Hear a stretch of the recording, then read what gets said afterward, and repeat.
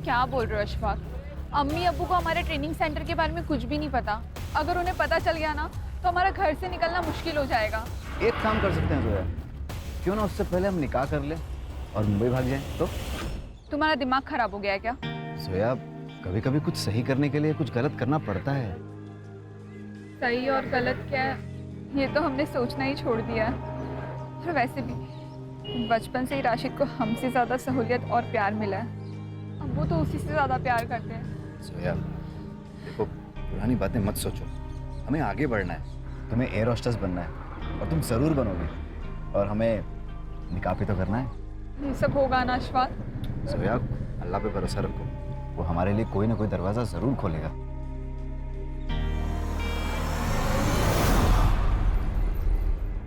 कमाल करते हैं सलीम भाई आप।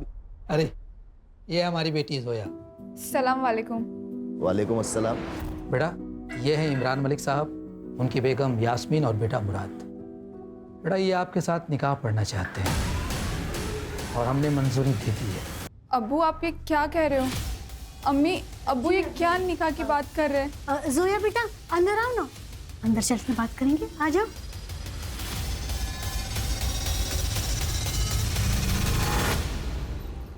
अब्बू आप चाहते हो ना हम कॉलेज नहीं जाए?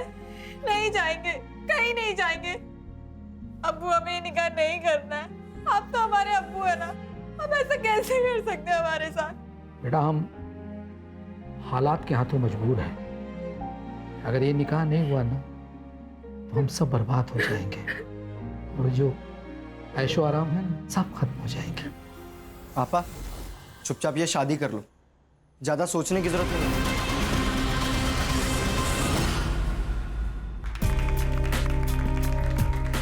Happy anniversary. Happy anniversary. Thank you. बहिनी हमें भी तो केक खिलाओ, आखिर हम भी तो आपके देवर लगते हैं।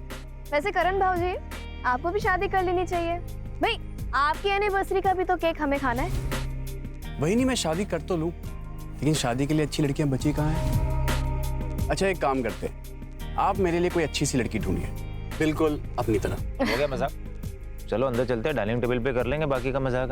हाँ भाई चलो खाना खाते हैं और फिर वही ढूंढ लेते हैं इसके लिए भी लड़की एक है। बाबूजी आप चल चल चल। आई।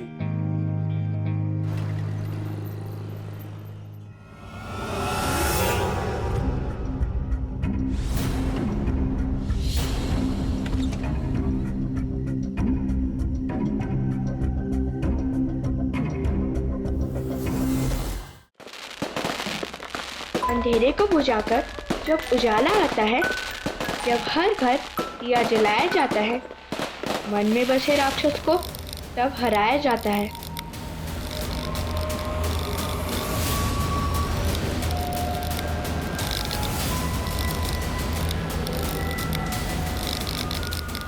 लेकिन जब सब तरफ अंधेरा छा जाता है, तब चाह कर भी दिया चल नहीं पाता है, तब मन का राक्षस हावी हो जाता है।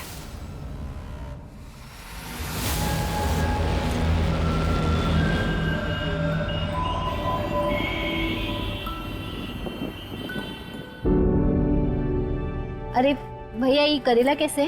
15 का पाव। सब्जी बढ़िया है इनका। अरे स्नेहा, स्नेहा तुमसे कुछ बात करना था। बोलिए ना चाची। वो जो बचत का पैसा है ये महीना हम उठा लेगा। चाची उसके लिए तो चिट निकलती है, जिसका नाम निकलता है वही पैसा पाता है। अब और कोई मदद चाहती है तो बोलिए ना। अरे नहीं बिटिया, हमारी बेटी है ना शिखा, वो पेट से है, दामाद जी उसको हमारे पास छोड़ के गए हैं। उसके डिलीवरी का सब कुछ हमको ही देखना है, इसके लिए बोले हैं। चाची मैं ना आपके लिए कमेटी से एक बार बात करती हूँ और फिर आपको बताती हूँ, ठीक है? और कुछ होगा तो बोलिएगा। ठीक है बिटिया।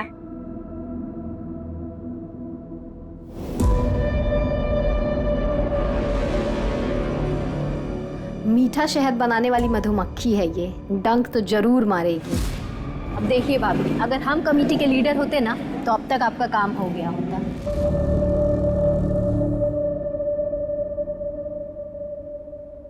आ गई खरीदारी करके? मायके क्या जा रही है? घर बेच के लुटा दे। राजी बस वो ज़रूरत का सामान था थोड़ा। हाँ हाँ, जरूरत का सामान है। 4 बजे मैं चाय पीती हूँ और 5 बज गए हैं। गला सूख रहा है, जा जल्दी से चाय लेकर आ। जी अभी लेकर आती हूँ। जा।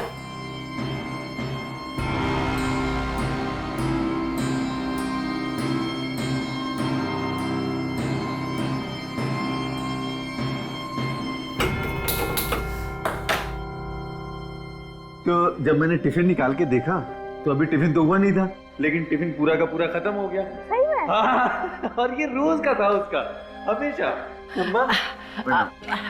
खुश रहो बेटा, खुश रहो। दुल्हन को बोलो कि चाय बना दे, इसी बहाने हमें भी मिल जाएगी। क्या माँ, चाय के लिए बहाने की क्या जरूरत है? स्नेहा, अरे माँ के लिए बढ़िया गर्मा गर्म चाय बना दो। जी ठीक है। और ना अलमारी से 3000 रुपए निकाल करके उस निर्मल को दे देना। भाई पीहू, खाना खा लेना अच्छे से। ये चले गए, चाय भी नहीं पी। दोनों कप रख दें यहीं। जी।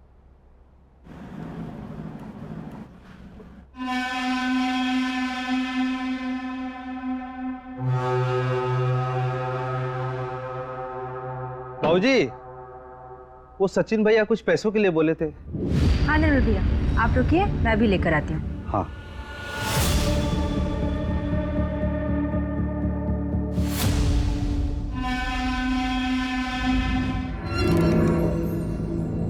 ये लीजिए पैसे, और ये आपकी घरवाली के लिए दिवाली गिफ्ट।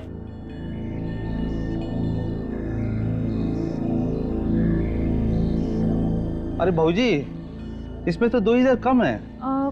हमें तो इतना ही देने का बोले थे। आप एक काम करिए, आप खुद बात कर लीजिए उनसे। अच्छा ठीक है। दीदी, ये आपका सारा सामान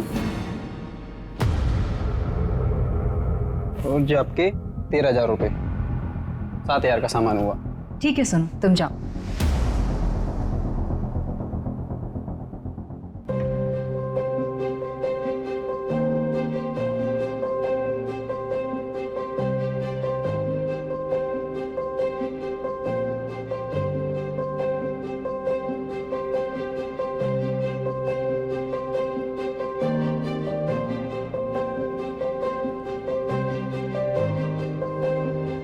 प्रताप जी, प्रताप जी, प्रताप जी, प्रताप जी, घर खाली मत कर रही प्रताप जी। हमारी पत्नी पेट से है। ऐसे हालत में हम कहाँ जाएंगे? बचाओ यहाँ से। 3 महीने पहले ही तुमको उधार लौटाना था। इतना टाइम देना था, हम दे चुके। अब कुछ नहीं हो सकता। प्रताप जी, आप ऐसा मत कीजिए। अरे भाग यहाँ से, चल मारे जात अभी तुमको। नाना जी, नाना जी, हाँ बेटा, हैप्पी दिवाली। हैप्पी दिवाली बेटा। खुश रहो बेटा, खुश रहो, खुश रहो। अरे दामाद जी, रहने दीजिए, हम उतरवाते हैं। ए रघु, बक्सा उतारो। हैप्पी दिवाली। खुश रहो बेटा, हैप्पी दिवाली। ये कौन था? अरे छोड़ो दामाद जी, ऐसे 2-4 लोग रोज आते थे। तुम लोग बताओ सफर कैसा रहा? अब अंदर आओ, अंदर आओ। नाना जी मैं बताती हूँ, जो आपकी बेटी है ना, ये बहुत खड़ूस है। पापा ने मुझे बर्गर दिलाया और ये पूरे रास्ते ऐसे आई है। पीहू बेटा, नानी, happy Diwali. Happy Diwali. Happy Diwali. खुश रहे बेटा। हैप्पी दिवाली माँ। साक्षी कहाँ? सहेली के यहाँ गई है, आ जाएगी। और चलो आओ, आजा आजा।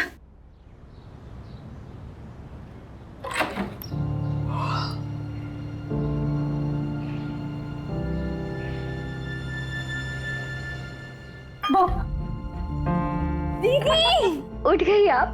कैसे हो? बहुत अच्छी। और रोहित, कहाँ घूमती रहती हो लेट लेट नाइट तक? दीदी वो क्या है ना कि एग्जाम्स चल रहे हैं तो बस उसकी तैयारी करते रहते हैं अपने फ्रेंड्स के साथ, और कुछ भी नहीं। अच्छा बच्चों, कॉलेज हम भी गए, एग्जाम्स हमने भी दिए। दीदी लग रही है। अच्छा ठीक है, ये सब छोड़ो। ये बताओ कि ये आपके एक्स बॉयफ्रेंड को कैसे पता चला कि आप यहाँ आने वाली हैं? हम ये सब छोड़ो, आओ, हमें तुमको कुछ बताना है। बताओ ना, मतलब इतना क्या सस्पेंस क्रिएट कर रही हो? चलो ना बताते हैं। बताओ बताओ ना, क्या सस्पेंस है? बताती हूँ ना। क्या? दीदी, हम कितना खुश हैं आपके लिए। शांत हो जाओ, ये बात मैंने अभी तक सचिन को भी नहीं बताई है। पर क्यों? मतलब जीजाजी बहुत खुश होंगे ये बात सुन के। दिवाली की रात को बताएंगे।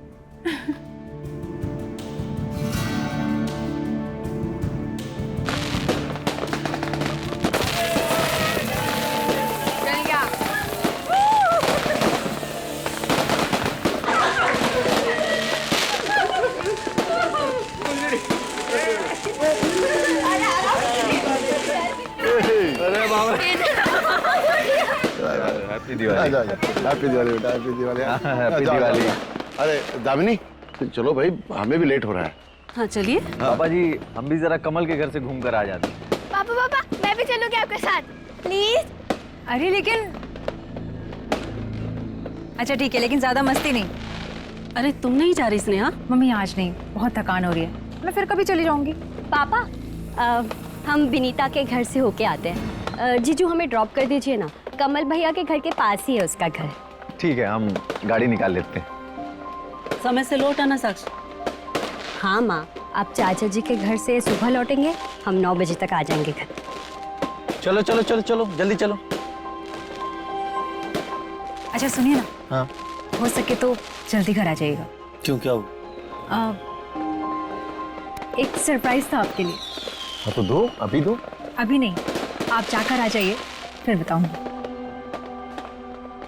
चलो ठीक है, अपना ख्याल रखो। हाँ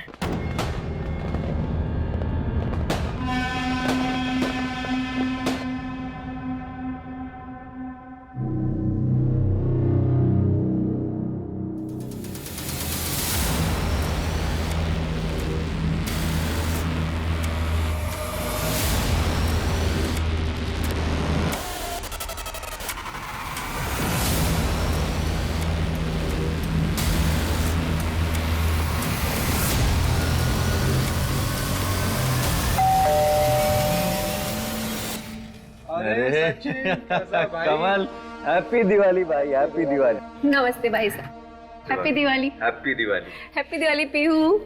अरे स्नेहा नहीं आई? अरे वो बहुत थक गई थी तो थोड़ा आराम कर रही है, लेकिन बोलिए कि बाद में आकर के मिलूंगी। अरे आना, तू बाहर खड़ा है।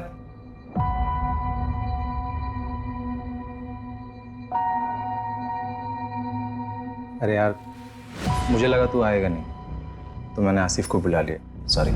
चल कोई बात बात तो अंदर। अच्छा एक बात बता, हाँ इंतजाम वगैरह है या फिर ऐसे ही मतलब? अरे यार तुम मतलब भूल जाते हो किसके घर आए हो? हाँ अरे सब इंतजाम है, चलो तो तुम आओ आओ।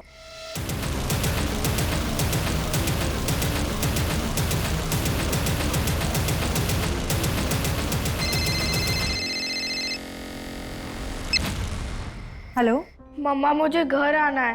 ये ध्रुव बहुत बोरिंग है। ऐसा नहीं बोलते बेटा, पापा कहाँ हैं? उनसे बात कराओ। मुझे नहीं पता, बाहर कोई नहीं है। बेटा यहीं आसपास कहीं गए होंगे, जैसे ही आएंगे उनसे कहना वापस आने के लिए। ओके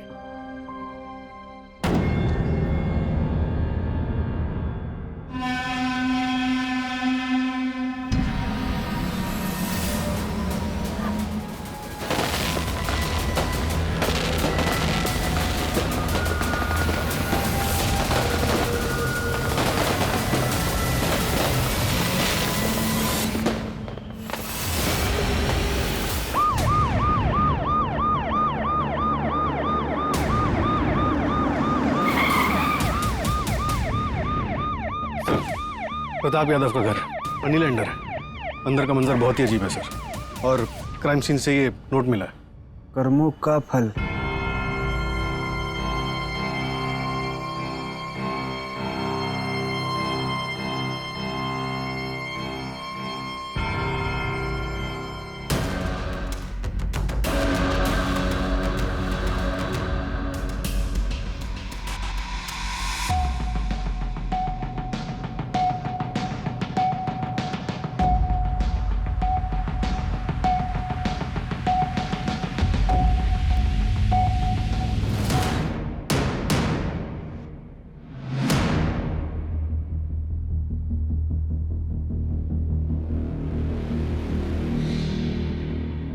सर अंदर कमरे में एक और लाश है।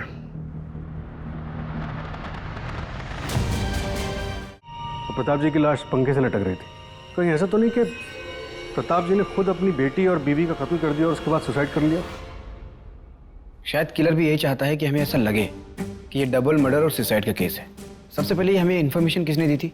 सब प्रताप जी की छोटी बेटी साक्षी ने कल रात अपने किसी दोस्त के यहाँ रुकी थी। फिलहाल अंदर कमरे में है, लेकिन ज्यादा बात नहीं कर पा रही। क्या हो गया? स्नेहा, देखिए देखिए स्नेहा, स्नेहा, स्नेहा। जीजू, जीजू, पीहू, पीहू कहाँ है? हाँ? पीहू कहाँ है? मतलब पीहू तो वापस घर आ गई थी ना। एक मिनट, ये पीहू कौन है? दीदी और जीजू की बेटी। कमल भैया के घर पे गई थी जीजू के साथ। कौन कमल? सर कमल, स्नेहा और हम यही दरभंगा में साथ पढ़ते थे, एक ही कॉलेज। तुमने आखिरी बार पीहू को कब देखा था?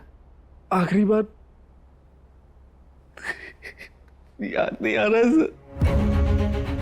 तो फिर तुमने ऐसा क्यों कहा कि पीहू घर आई थी? कहा कि सुबह उठे तो देखे पीहू वहां नहीं थी, तो हमको लगा कि घर चली गई होगी। घर का रास्ता उसका देखा हुआ था ना। सूरज, बॉडीज को पोस्टमार्टम के लिए भिजवाओ। मंजू, आसपास कोई सीसीटीवी है तो उसे चेक करो और लोगों से पूछताछ करो किसी ने बच्ची को देखा है क्या। Okay sir.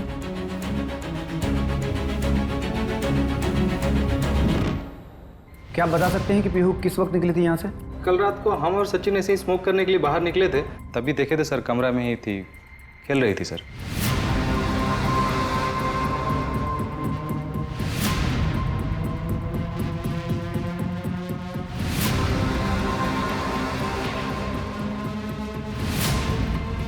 ये कौन है? सर हमारी पत्नी है सर। ये कहाँ थी उस वक्त? ये तब तक तो सो गई थी, काफी रात हो गया था।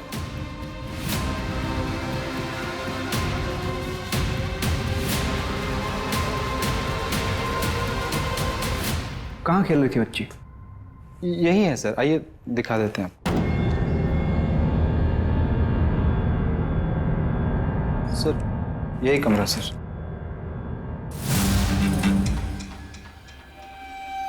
तुमने बताया कि तुम्हारा बेटा पीहू के साथ था, कहाँ है? यही बाहर है सर। बुलाओ। जी सर, मैं कह रहा हूँ कि इन लोगों ने रात में शराब ज्यादा पी ली होगी, उनको पता नहीं चला होगा पीहू कब निकल गई। हो सकता है, लेकिन कमल का घर प्रताप के घर से सिर्फ 3-4 घर की दूरी पर है। ऐसे में रास्ता भटकना थोड़ा मुश्किल लग रहा है। या फिर ऐसा हो सकता है कि पीहू घर वापस आ रही हो, उसे रास्ते में कोई मिला हो जो पीहू को अपने साथ लेके गया हो। अच्छा, ये प्रताप और दामिनी कल रात किसी रिश्तेदार के घर गए थे ना? हाँ सर, उनका चचेरा भाई। मेरी बात हुई उससे, उसने बताया कि ये लोग हर साल उनके पास दिवाली पे आया करते थे और ये लोग सुबह तक पत्ते खेलते थे, लेकिन कल नहीं आए। रास्ते में दामिनी की तबीयत खराब हुई और ये लोग आधे रास्ते वापस चले गए। सूरज, एक काम करो, प्रताप के जितने भी रिश्तेदार शहर में हैं सबसे पूछताछ करो, शायद कोई अंदर की बात पता चले। सर, एक बात बतानी थी। हाँ बोलिए। सर, कल रात पार्टी में कमल और सचिन का कॉलेज का दोस्त आसिफ भी आया था और पार्टी के कुछ तकरीबन 15-20 मिनट के बाद ही सचिन और आसिफ में कुछ झगड़ा भी हुआ था। ये धोखेबाज तू है? अरे समझा, तुम लोग बच्चे हो क्या तुम लोग? हाँ? अरे गेम है यार, क्या लड़ रहे हो तुम लोग बच्चों की तरफ? छोड़ो। दोगला है ये, दोगला। समझा? तेरे जैसे इंसान के साथ ना उठना बैठना भी नहीं चाहिए। साले पीठ के पीछे वार तूने किया था, मैं मारूंगा ना सामने से मारूंगा, याद रखना। सामने से। सामने से मारेगा? सामने से मारेगा? मार मार सचिन ने मार सचिन। बस सर, हमारे हस्बैंड से अभी मत पूछिएगा। सर। हेलो बेटा, आपका नाम क्या है? ध्रुव। ध्रुव। आपको पता है पीहू कहाँ है? पता नहीं।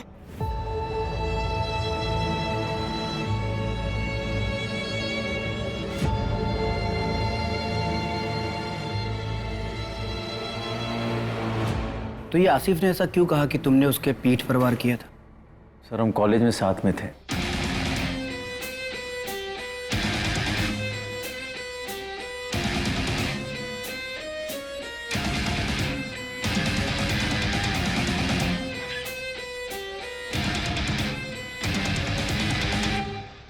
आप बिना मेरे कैसे कह सकते हैं कि वो एक अच्छा लड़का नहीं है?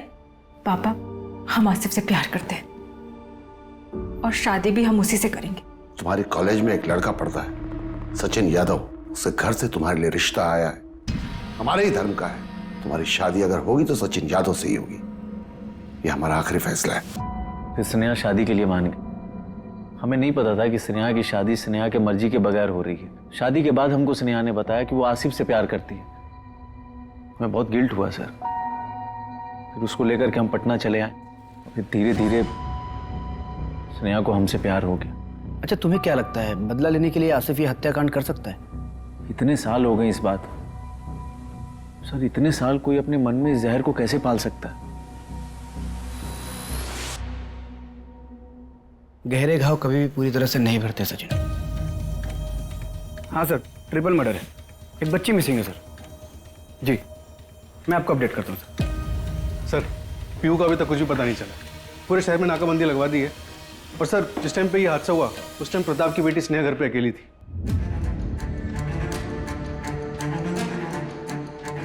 किलर ये नोट छोड़ के गया था, कर्मों का फल। किसके कर्मों का फल? जिसकी सजा पूरे परिवार को मिली। सर, अगर ये प्रताप ने नहीं किया लेकिन उसकी वजह से हुआ है तो हो सकता है कि टारगेट प्रताप रहा हो और फैमिली बीच में आ गई और सबको मार दिया गया। सर, पोस्टमार्टम रिपोर्ट आ गई है। तीनों विक्टिम का मर्डर दिवाली वाली रात 9:30 से 10:30 के बीच में हुआ था। फॉरेंसिक रिपोर्ट आई? कोई फिंगरप्रिंट्स? सर, फॉरेंसिक रिपोर्ट शाम तक आ जाएगी। लेकिन प्रताप के पड़ोसी ने बताया कि दिवाली की वजह से प्रताप के यहाँ काफी गेस्ट आए हुए थे, तो सर शायद ही हमें कोई लीड मिल पाए। एक काम करो, जितने भी गेस्ट आए हुए थे सबसे पूछताछ करो। Okay sir.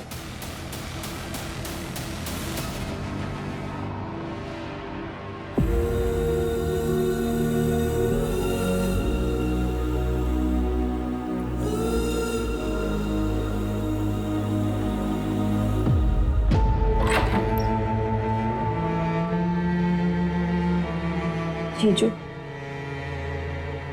मुझे आपको एक बात बतानी थी। दीदी पेट से थे। क्या? नहीं, ऐसा नहीं हो सकता है। हमको ऐसा कोई बात पता ही नहीं थी। वो नहीं जीजू, दीदी ना जो आपको सरप्राइज देने वाली थी वो यही खबर थी, लेकिन उससे पहले ही।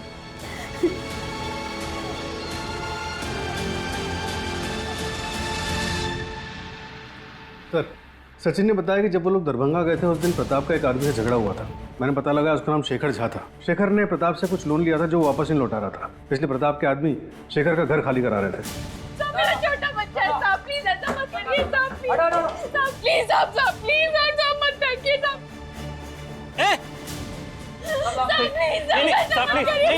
सामान मत फेंक, हम सब पैसे चुका देंगे।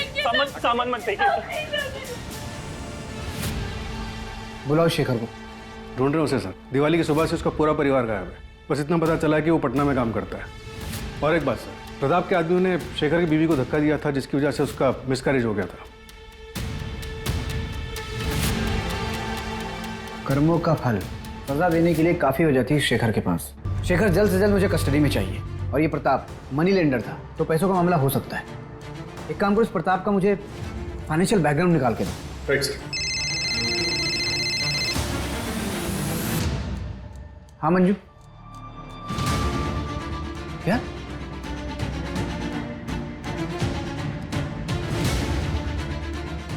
आइए सर। सर, ये जगह कमल और प्रताप के घर के बीच में आती है, इस तरफ।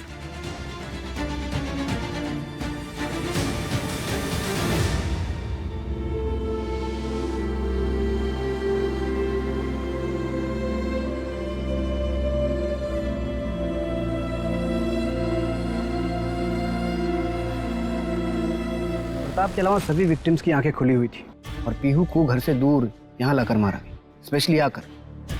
सर, कहीं ऐसा तो नहीं कि पूरी फैमिली टारगेट थी? हो सकता है। सबसे पहले साक्षी और सचिन को पुलिस प्रोटेक्शन प्रोवाइड करो। Right sir.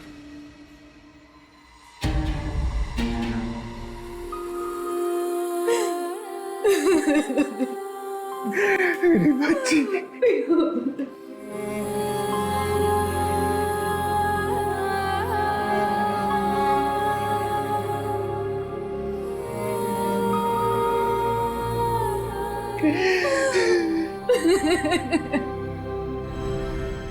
सर, प्रताप के बैंक स्टेटमेंट से पता चला है कि वो हर गुरुवार को एक ही एटीएम से 5,000 रुपए निकालते थे और ये एटीएम बेगूसराय में। बेगूसराय? हाँ सर, पिछले 20 सालों से यही हो रहा है। साक्षी ने बताया कि वहाँ पे उनका कोई बिजनेस था, लेकिन हमें ऐसे के डॉक्यूमेंट्स नहीं मिले। पर पिछले 3 महीनों से ये ट्रांजैक्शन ना हुआ और ना ही प्रताप बेगूसराय गया। सूरज, एक काम करो, बेगूसराय पुलिस को फोन करो और पता करो कि ये प्रताप बेगूसराय में कहाँ जाता था और किससे मिलता था। राइट। और 3 महीने पहले ऐसा क्या हुआ कि प्रताप का बेगूसराय जाना बंद हो गया? Right sir. सर, पीहू की पोस्टमार्टम रिपोर्ट आ गई है। उसका मर्डर भी दिवाली वाली रात 10:30 से 11:30 के बीच में हुआ था। 10:30 से 11:30 के बीच, यानी कि इन तीनों मर्डर के 1 घंटे बाद। और सर, प्रताप की लोकेलिटी की सीसीटीवी में एक आदमी दिखा है बाइक पर, ये देखिए। लेकिन सर, बाइक का नंबर नहीं दिख रहा है। और सर, इसने इस लोकेलिटी के 3 बार चक्कर लगाए हैं। 3 बार? मतलब ये सबके जाने का वेट कर रहा था? कहीं ऐसा तो नहीं कि किलर का असली टारगेट स्नेहा थी? दामिनी और प्रताप बिना प्लान के घर वापस आ गए, इसलिए उन्हें भी मारना पड़ा। दामिनी, तुम चलो अंदर, मैं गाड़ी पार्क करके आता हूँ, संभाल के जाओ।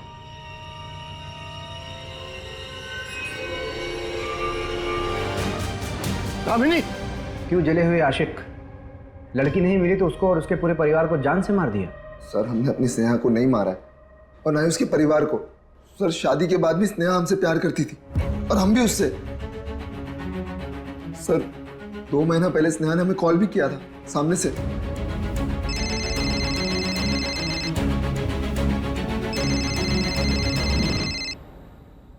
हेलो, कैसे हो आसिफ? बिल्कुल वैसे ही जैसे तुम हमें छोड़ के गई थी। खैर, तुम सुनो।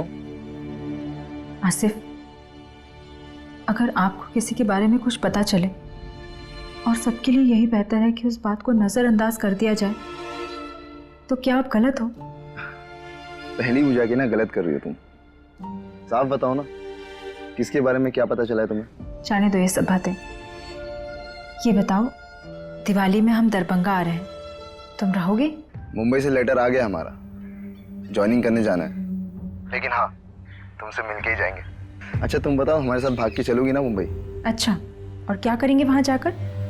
और हमारे पति और हमारी बेटी का क्या होगा? मतलब तुम हमें फोन करती हो सिर्फ अपना मन बहलाने के लिए ना? आसिफ, कैसी बातें कर रहे हो तुम? हम तुमको अपना अच्छा दोस्त मानते हैं। अगर तुम्हें कुछ गलत लगता है तो आज के बाद हमें तुम्हें कभी कॉल नहीं करेंगे।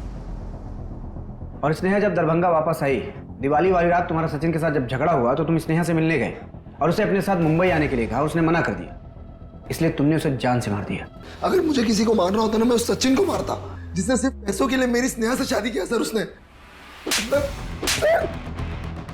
एक और कहानी सुनने के मूड में नहीं है। सच बोल। सर, हम सच कह रहे हैं सर। सचिन ने स्नेहा से सिर्फ पैसों के लिए शादी किया था सर। उसका बिजनेस लॉस में चल रहा था, उसको पैसे की जरूरत थी। वो हमेशा स्नेहा से कहता कि पापा से पैसे मांग के लाओ, और जब स्नेहा ने पैसे मांगने से इनकार कर दिया तो सर उन दोनों के बीच में इस बात को लेकर बहुत झगड़ा हुआ सर। गोपाल कल ऑफिस से पापा जी के सारे अकाउंट्स के डिटेल लेकर के आई, चेक करना हमको। Okay sir.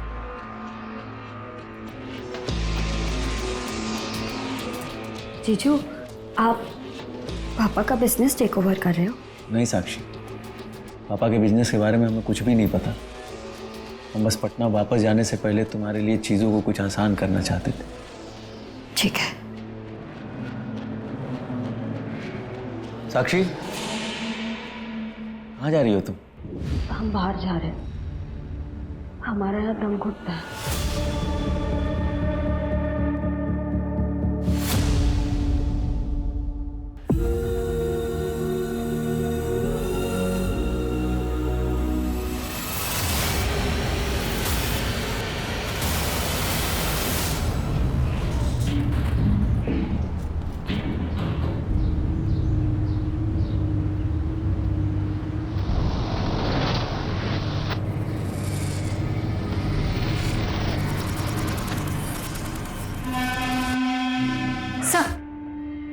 मैंने दरभंगा पटना रोड के सारे सीसीटीवी चेक किए हैं, ये देखिए।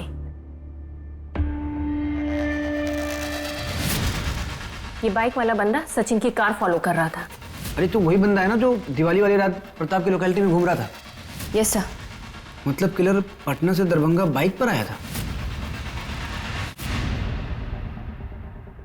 ये बाइक किसके नाम पे रजिस्टर्ड है? सर टेक्निकल टीम ने नंबर क्लियर करके दिया है, उससे बाइक का रजिस्ट्रेशन मिला है। सर किसी राकेश शर्मा के नाम पे रजिस्टर्ड है, पटना का रहने वाला है। एक काम करो, पटना पुलिस से बात करके इस राकेश को तुरंत उठवाओ और ये स्नेहा और सचिन इन दोनों का भी बैकग्राउंड निकलवाओ। Okay sir. सर, साक्षी की लाश मिली है। क्या?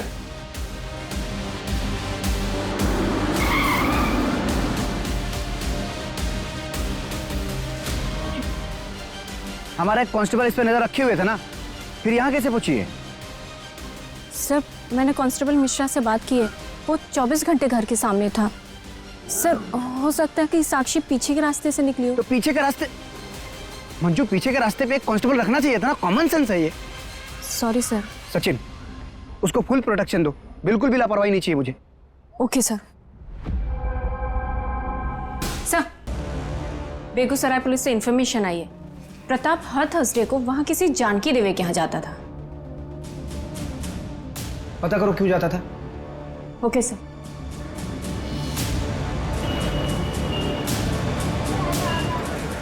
क्या पापा? प्रताप यादव तुम्हारे पापा हैं? हाँ मैडम, मैं मोहित यादव और ये जानकी यादव उनकी पत्नी। मैडम उन्होंने अपनी दूसरी शादी की बात किसी को कुछ नहीं बताया था। अभी जब 3 महीने पहले मैं दरभंगा गया था तो तब मुझे ये बात पता चली। फिर हफ्ते बाद जब वो वहाँ से लौटे तो हमने उनसे पूछा तो उनके और हमारे बीच में लड़ाई हो गई और उसके बाद वो यहाँ नहीं आए। प्रताप यादव के इस फैमिली में अब कोई भी नहीं बचा है जो उनकी प्रॉपर्टी पे दावा कर सके, तो अब तो उनकी प्रॉपर्टी के इकलौते हकदार सिर्फ तुम ही बचे हो, तो लेने नहीं जाओगे? मैडम जब अपनों ने अपना नहीं माना तो उनकी प्रॉपर्टी लेकर क्या करेंगे हम? मैडम हमारे पापा का हम पर बहुत बड़ा एहसान है कि उन्होंने हमें अच्छी शिक्षा दी, जिसकी वजह से आज हम अपनी अम्मा और अपना ख्याल रख पा रहे हैं। आपसे एक विनती है मैडम, हमें हमारे हाल पर छोड़ दीजिए बस।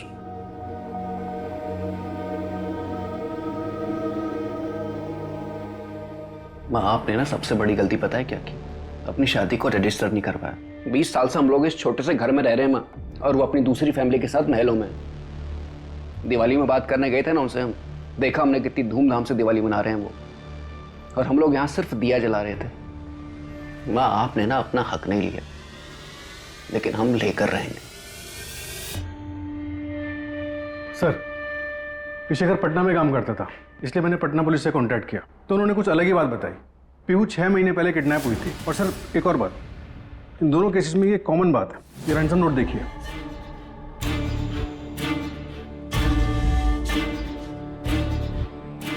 कर्मों का फल, लड़की जिंदा चाहिए तो 5 लाख का इंतजाम करो, दोनों सेम तरीके से लिखा हुआ है। कहीं ये क्राइम किडनैपिंग से कनेक्टेड तो नहीं है, या फिर 6 महीने पहले जो अधूरा रह गया था उसे अब पूरा किया गया है?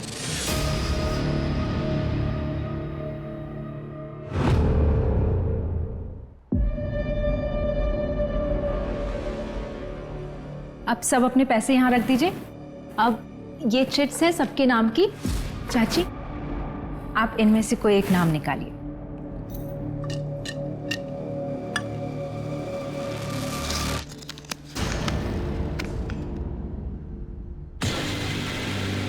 स्नेहा।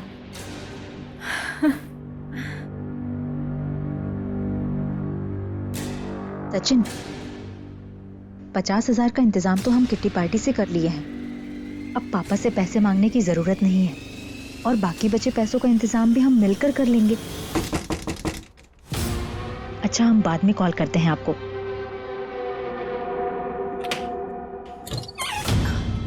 स्नेहा सुनो ना, तुम हमको 50,000 दे सकती हो क्या? हमको बहुत जरूरत है। अब देखो प्रेमा, पैसे का जरूरत तो इस वक्त हमको भी बहुत है। कोई इमरजेंसी है तो बताओ। वो क्या है ना कि हमको घर का कलर करवाना है, पिंकी के लिए रिश्ते वाले आ रहे हैं। क्या दिमाग खराब हो गया है क्या तुम्हारा? पिंकी अभी 17 साल की भी नहीं और तुम उसकी शादी की बात कर रही हो? देखो, हमको पैसा का बहुत जरूरत है और इस वक्त हम तुम्हें इस काम के लिए पैसा नहीं दे सकते। नहीं दिया स्नेहा ने पैसा, अब इसको किसी सस्ता दवाखाना में ले जाना होगा।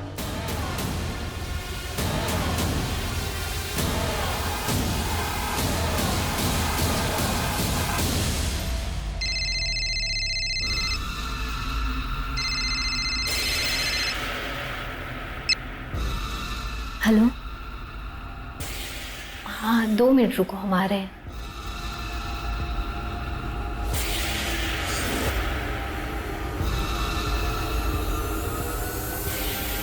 यहाँ काहे बुलाया हो हमको? अरे कितनी बार कहा है हमको कॉल मत किया करो। पैसों का जरूरत था हमको। पैसे? अब फूटो यहाँ से और अपना मुंह मत दिखाना हमको। पीहू की किडनैपिंग वाली बात हमसे छुपाई क्यों? अरे हमको लगा उसका कोई लेना देना नहीं है इस सब चीज से। क्या तुम्हें ये बात पता थी कि स्नेहा पिछले 2 महीने से आसिफ से फोन पर बात कर रही थी? क्या?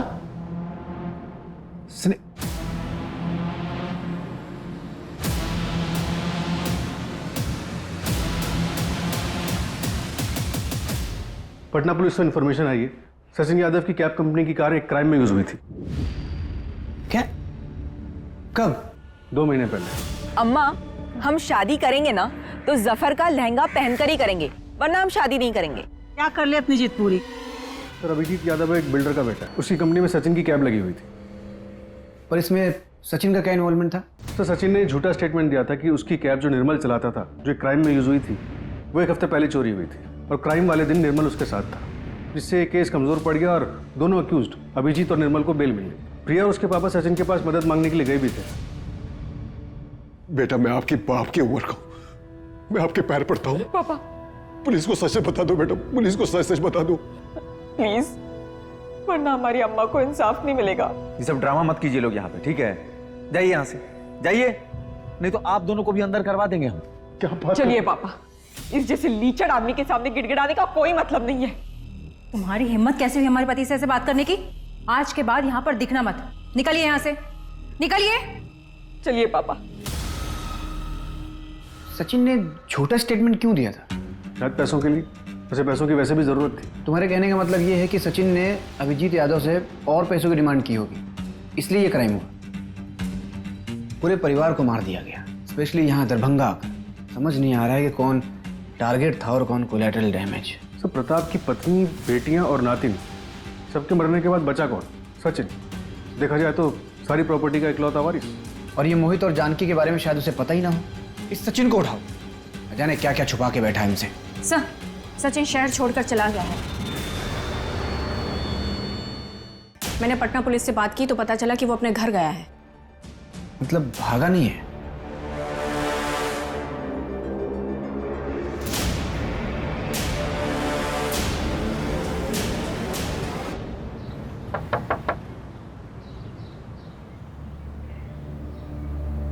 जी? प्रिया तिवारी से बात करनी थी। जब से उसकी मां नहीं रही, प्रिया अपनी बुआ के पास है। हम अंदर आके बात कर सकते हैं? Thank you. अच्छा ये अभिजीत यादव बेल पे छूटने के बाद कभी आप लोगों से मिला था? पढ़ा आपने पेपर में कि सचिन यादव की फैमिली का मर्डर हुआ है, इसलिए आए ना आप लोग। लेकिन मैं आप लोगों से कोई बात नहीं करूंगा। पुलिस को जब काम करना था तब नहीं किया। आज एक अमीर आदमी के साथ हादसा हुआ और दरभंगा से पुलिस यहां तक आ गई। जाइए साहब, हम गरीब लोग हैं, हमारे साथ साथ अपना समय खराब मत कीजिए। जाइए प्लीज।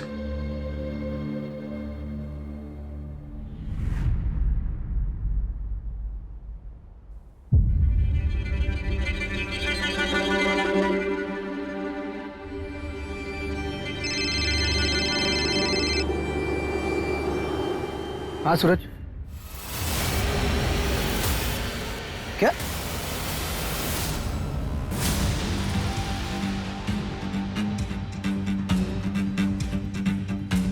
सर किसी ने 100 नंबर पे फोन किया था और फिर लोकल पुलिस ने मुझे इन्फॉर्म किया।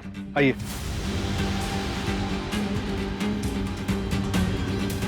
ये मिला बॉडी के पास।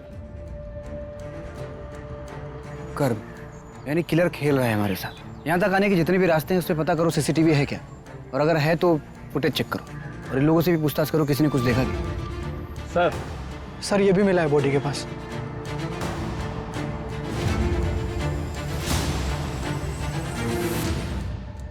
सर सचिन की पोस्टमार्टम रिपोर्ट आ गई।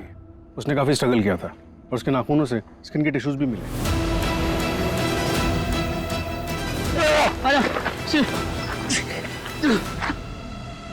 एक काम करो, हमारे जितने भी सस्पेक्ट हैं सबसे स्किन टिश्यू मैच करो। Okay sir. Manju. Yes sir.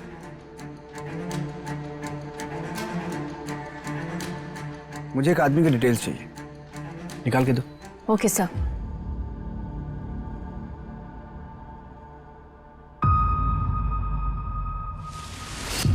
ये सीसीटीवी ग्रैब में सचिन की कार का पीछा करते हुए, ये बाइक चोरी करते हुए, और ये है तुम्हारा डीएनए रिपोर्ट जो कि सचिन के नाखून में मिले स्किन टिश्यू से मैच हुआ है। और ये किचन जो कि सचिन की बॉडी के पास मिला, तुम्हारे घर से आधा ये मिसिंग था।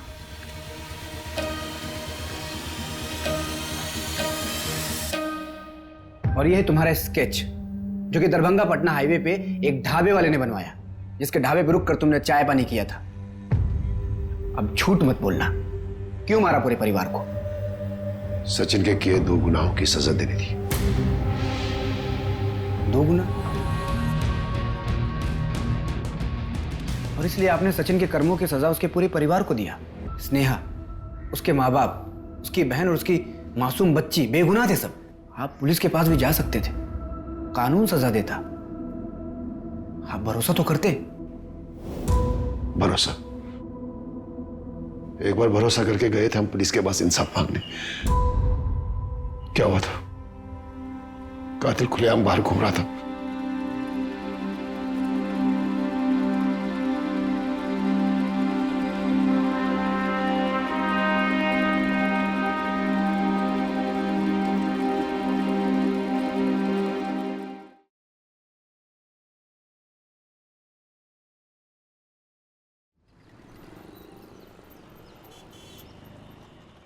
उड़ान के दौरान कमर की पेटी बांध के रखिए।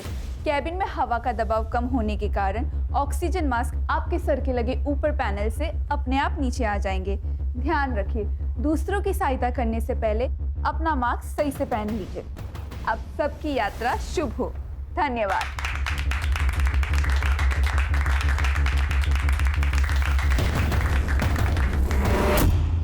Well done Zoya, you are fantastic. इतने कम टाइम में इतना कॉन्फिडेंस होना बहुत बड़ी बात है। थैंक्स सुनैना मैम, जो भी आपने सिखाया ना बस उसे ही फॉलो कर रही हूँ। Do what I said. फिर देखना, तुम्हें कोई नहीं रोक सकता।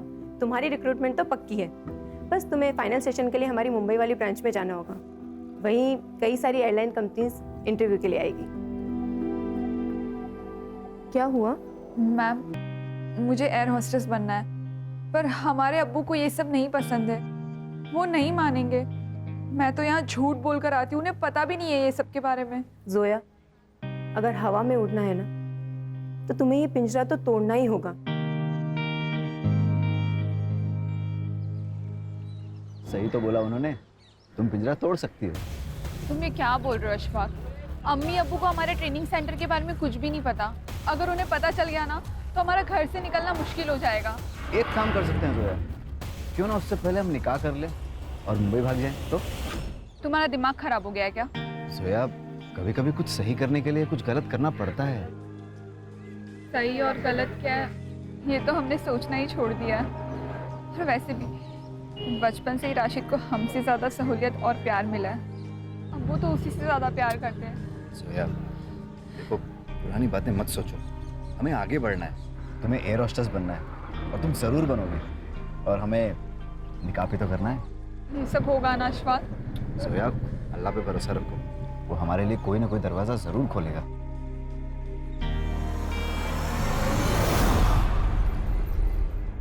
कमाल करते हैं सलीम भाई आप। अरे ये हमारी बेटी जोया। सलाम वालेकुम। वालेकुम अस्सलाम। बेटा, ये है इमरान मलिक साहब, उनकी बेगम यास्मीन और बेटा मुराद। बेटा, ये आपके साथ निकाह पढ़ना चाहते हैं और हमने मंजूरी दे दी है। अब्बू, आप ये क्या कह रहे हो? अम्मी अब्बू ये क्या निकाह की बात कर रहे हैं? जोया बेटा अंदर आओ ना, अंदर चल के बात करेंगे, आ जाओ।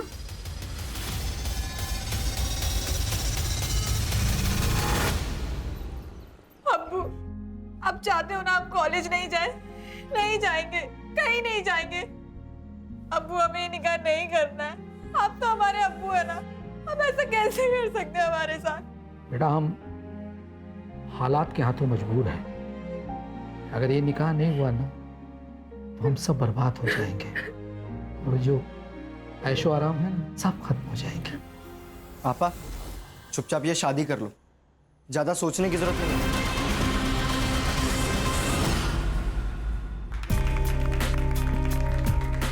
Happy anniversary. Happy anniversary. Thank you. बहिनी, हमें भी तो केक खिलाओ। आखिर हम भी तो आपके देवर लगते हैं। वैसे करण भाऊजी, आपको भी शादी कर लेनी चाहिए भाई। आपकी एनिवर्सरी का भी तो केक हमें खाना है। बहिनी, मैं शादी कर तो लूं, लेकिन शादी के लिए अच्छी लड़कियां बची कहाँ हैं? अच्छा, एक काम करते हैं, आप मेरे लिए कोई अच्छी सी लड़की ढूंढिए, बिल्कुल अपनी तरह। हो गया मजाक? चलो अंदर चलते हैं, डाइनिंग टेबल पे कर लेंगे बाकी का मजाक। हाँ भाई चलो खाना खाते हैं और फिर वही ढूंढ लेते हैं इसके लिए भी लड़की एक है। बाबूजी आप चल चल चल। आई।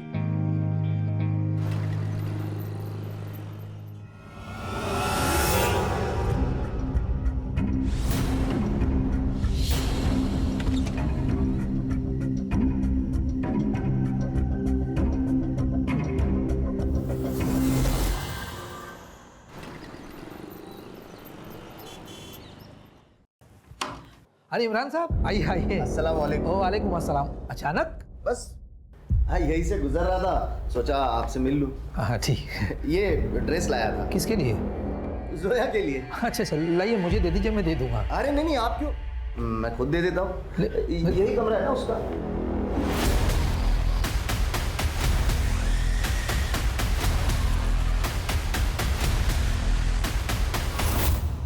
अस्सलाम वालेकुम। वालेकुम अस्सलाम। बड़ी छुपी रस्तम निकली यार तुम तो। एयर होस्टेस का कोर्स कर रही हो और मुझे बताया भी नहीं। चलो छोड़ो ये सब बातें, ये लो तोहफा लाया तुम्हारे लिए। अरे ले लो, बोलो।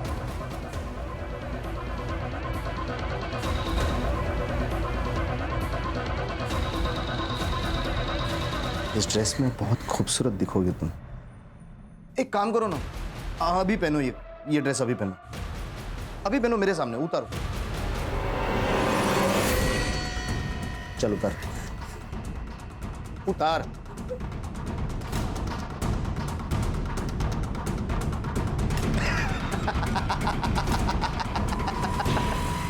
अरे मजाक कर रहा था मैं। ये ड्रेस निकाह के बाद के लिए है, अब तुम्हें पूछने वाला कोई नहीं होगा।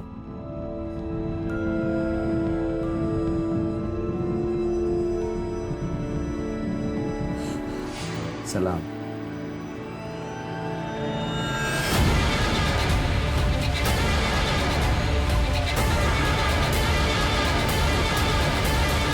हेलो।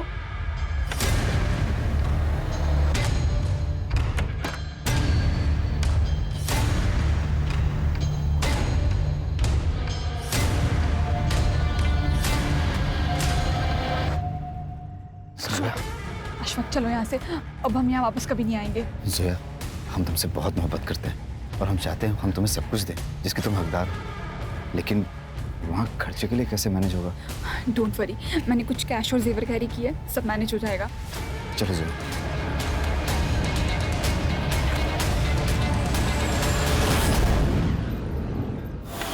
सलेम! ए सलेम! जोया कहाँ है? कहाँ है जोया? भाग गई, वो भाग गई। भाग गई? ऐसे कैसे भाग गई? एक निकाह के कार्ड बच चुके, अगर मेरी इज्जत गई ना तो तेरी फैमिली भी जाएगी। जहाँ कहीं मिलेगी ना उसे जिंदा जला दूंगा मैं। सच कह रहे हैं? चुप! नहीं पता ना तो पता करो, नहीं तो तेरा भांडा फोड़ दूंगा। अरे बहुत इज्जत कमाई है ना तूने।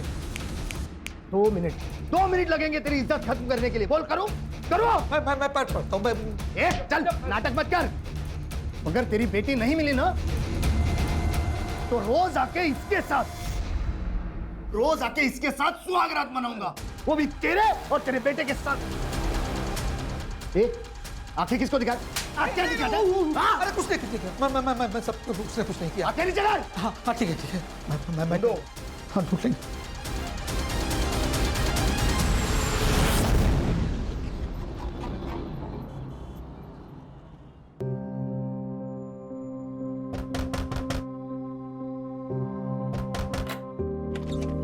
आप आ गए?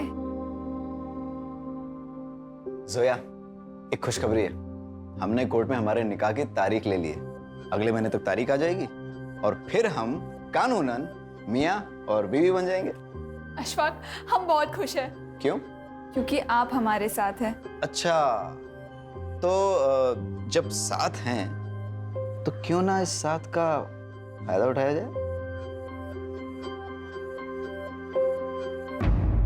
अब जो होगा ना वो निकाह के बाद। अभी ना आपका प्रोबेशन पीरियड चल रहा है, अब कंफर्म नहीं हुए। अच्छा,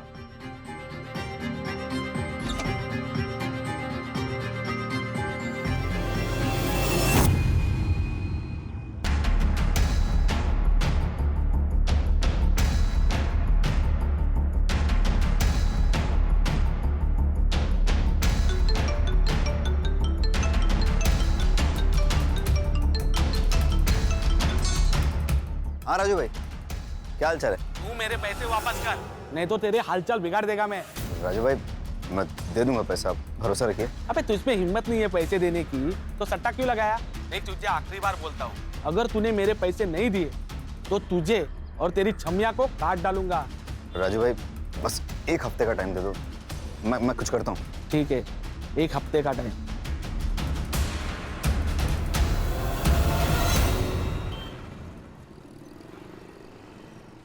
प्लीज ऐसा मत करो, मैं तुम्हारे आगे हाथ जोड़ती हूँ। ये सब करने से कुछ नहीं होगा। मैंने जो कहा है तुम वो करो, नहीं तो। नहीं नहीं नहीं, ठीक है, जैसा तुम बोलोगे मैं वैसा करूँगी।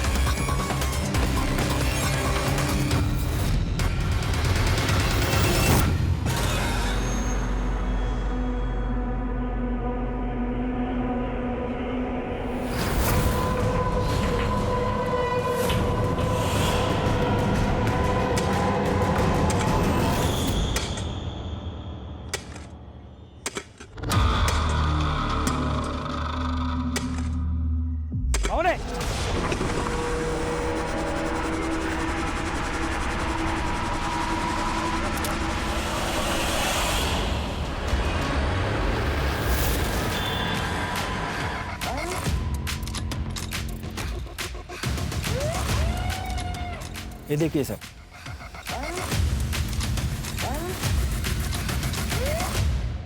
Headless body. रात के 1 बज गए थे साहब, तब मुझे कुछ आवाज़ सुनाई दी, इसलिए मैं यहाँ आया। तब यहाँ पर कोई था, गड्ढा खोद रहा था। उसका चेहरा देखा? नहीं साहब, बहुत अंधेरा था, इसलिए कुछ दिखाई नहीं दिया। लगता है कोई इस लाश को यहाँ छिपाने के लिए लाया था, क्योंकि इससे अच्छी जगह कोई हो ही नहीं सकती। अगर इस लाश को वो यहाँ दफना देता तो हमें कभी पता नहीं चलता। और सर यहाँ पे सीसीटीवी भी नहीं। हाँ, यहाँ नहीं है, लेकिन आसपास हो सकता है। जरा आसपास चेक करो, कोई सीसीटीवी है क्या? अगर है तो उसकी फुटेज निकलवाओ। देखो 1-2 घंटे आगे पीछे कुछ दिखाई देता है क्या उसमें? Okay sir.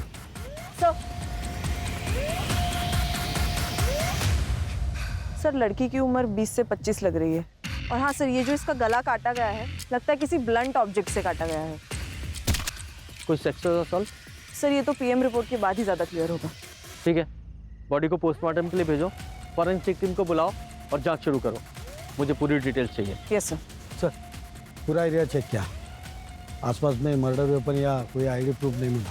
सर, सिर्फ यहाँ पे बॉडी है, लेकिन खून नहीं आजू बाजू में। इसका मतलब ये मर्डर स्पॉट नहीं। और ये एरिया भी बहुत बड़ा है, मुझे लगता है कहीं और जगह पे मारा गया होगा और यहाँ पे बॉडी लाके डंप की गई। हाँ, हो सकता है। हर्षा, मिसिंग कंप्लेंट से इसकी आइडेंटिटी तलाश करने की कोशिश करो, क्योंकि जब तक इसकी आइडेंटिटी पता नहीं चलेगी इस केस में हम आगे नहीं बढ़ सकते। Yes sir.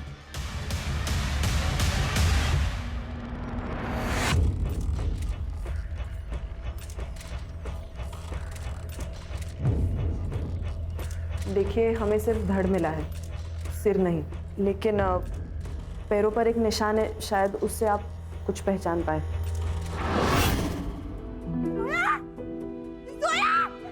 उसके पैर में ऑपरेशन हुआ था ना, जोया है।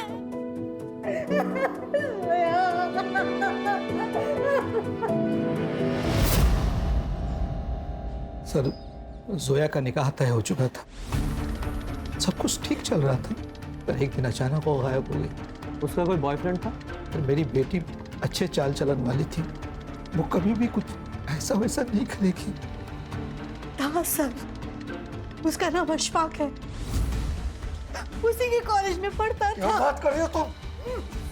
यही इसी गुस्से के कारण वो कुछ आपसे बता नहीं पाई और आपने भी बिना पूछे उसका निकाह तय कर दिया। सब मुझे लगता है वो उसी के साथ भागी होगी।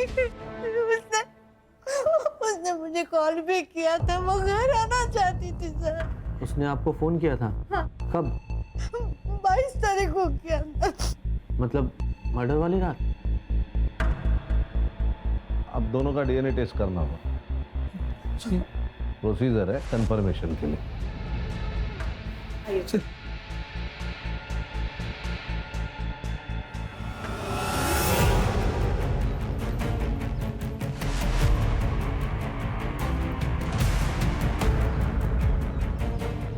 मैम, जोया हमारे इंस्टीट्यूट की सबसे काबिल स्टूडेंट थी, लेकिन उसके घर वालों को उसके पैशन के बारे में कुछ भी पता नहीं था।